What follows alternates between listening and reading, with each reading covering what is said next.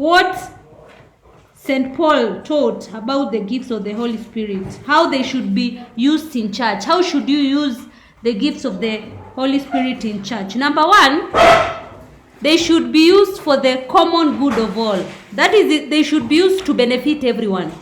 So how Paul taught about the gifts of the Holy Spirit, how should they be used? I said they should be used for the common good of all. That is for the benefit of all.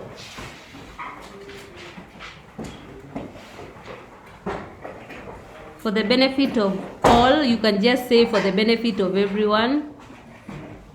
Also, they should be used to encourage members, to encourage others.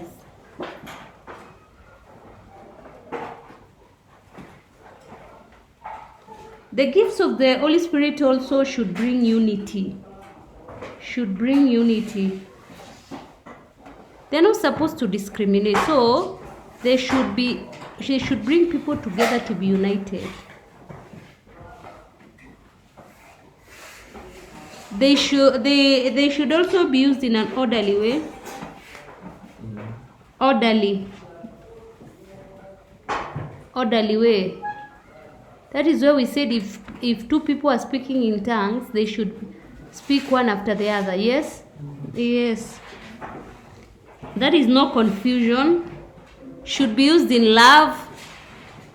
They should also be used in love.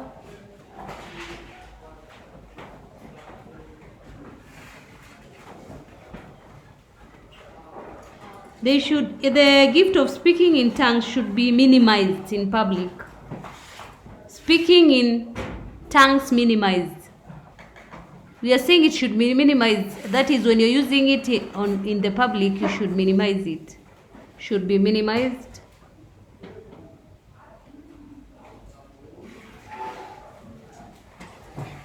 And then also prophecies should be carefully evaluated.